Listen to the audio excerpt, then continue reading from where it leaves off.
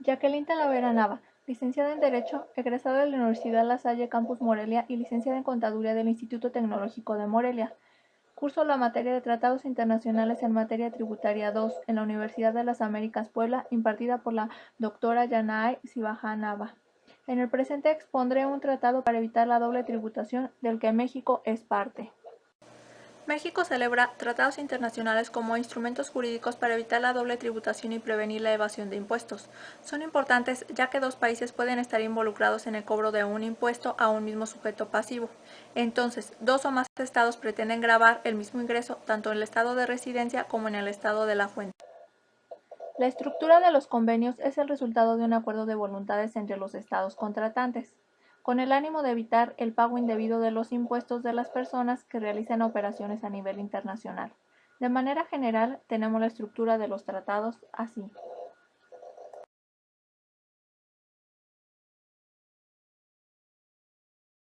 Ahora, comentaré el acuerdo que tiene celebrado el Gobierno de los Estados Unidos mexicanos y el Gobierno de la República Popular de China para evitar la doble imposición y prevenir la evasión fiscal en materia de impuestos sobre la renta, mismo que se firmó en México por el presidente Vicente Fox Quesada el 12 de septiembre de 2005, siendo aprobado por la Cámara de Senadores el 13 de diciembre de 2005, publicándose en el Diario Oficial de la Federación el 28 de febrero de 2006 y entrando en vigor el 1 de marzo de 2006.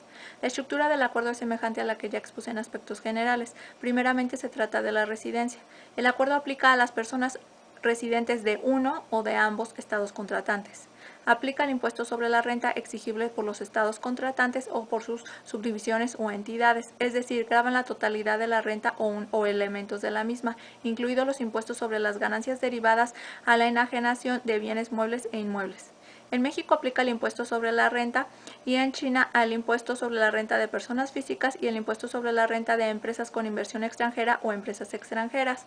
Asimismo, a los impuestos que con posterioridad a la firma del contrato se establezcan, mismos que deberán comunicar de acuerdo a las modificaciones de sus legislaturas fiscales.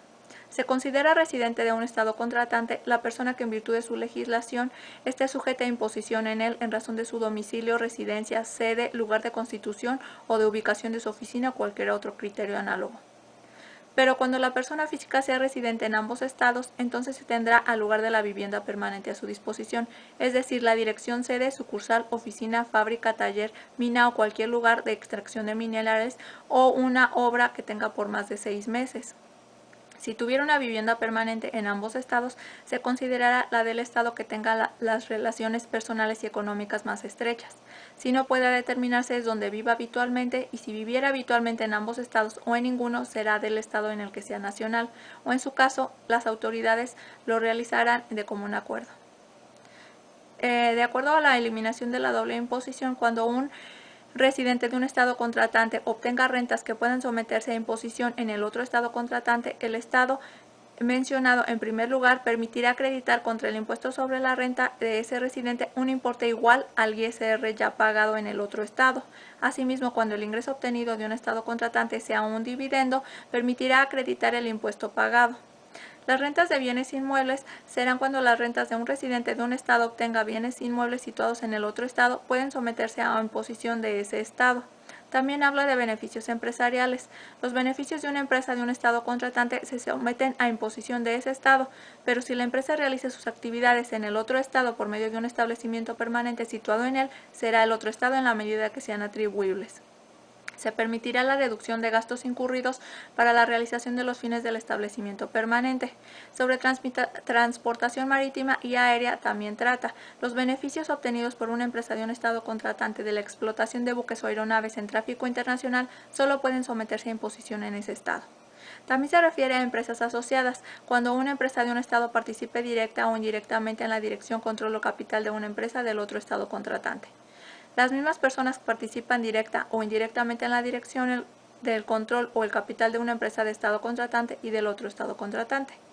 Los dividendos pagados por una sociedad residente de un estado contratante a un residente del otro estado contratante pueden someterse a imposición en ese otro estado, pero podrán someterse en el estado contratante en el que resida la sociedad que paga los dividendos y de acuerdo con la legislación de ese estado si el preceptor es el beneficiario efectivo de los dividendos, y el impuesto no podrá exceder del 5% del importe bruto de los dividendos. Asimismo, en cuanto a los intereses de un estado contratante y pagados a un residente del otro estado contratante, pueden someterse a imposición de ese otro estado, pero se pagarán en el estado contratante si el preceptor es el beneficiario efectivo de los intereses y el impuesto así exigido no podrá exceder del 10% del importe bruto de los intereses. Lo mismo aplica para las regalías. Las ganancias de capital que un residente de un estado contratante obtenga en la enajenación de los bienes inmuebles citados en el otro estado contratante pueden someterse a imposición en ese otro estado. En cuanto a servicios personales independientes, las rentas obtenidas por un residente de un estado contratante solo pueden someterse a imposición en ese estado, pero puede haber casos en los que se sometan al otro estado. De los ingresos derivados del empleo obtenidos por un residente de un estado contratante, solo se someterán en ese estado a no ser que el empleo sea ejercido en el otro estado contratante. También habla de participaciones de consejeros, artistas y deportistas, pensiones, funciones públicas, profesores e investigadores, estudiantes y practicantes. Como principios encontramos el de la no discriminación, es decir, que no se exija o que no sea más gravoso que aquellos que los que puedan estar sometidos a los nacionales de ese otro estado que se encuentren en las mismas condiciones. Como procedimiento de resolución de controversias en los tratados está el procedimiento de acuerdo mutuo. Asimismo, contempla el intercambio de información entre las autoridades competentes de los estados contratantes. El acuerdo no afecta a los privilegios fiscales a los miembros de las misiones diplomáticas y oficinas consulares. El acuerdo permanecerá en vigor indefinidamente, pero cualquier cosa se dará por terminado siempre y cuando se dé por aviso por escrito vía diplomática o a partir del 30º día de junio de cualquier año calendario posterior a los 5 años posteriores a que haya entrado en vigor el tratado. Asimismo, dejará de surtir efectos respecto de los ingresos de los ejercicios fiscales que comienzan o a partir del siguiente ejercicio fiscal, después de que se haya notificado la terminación.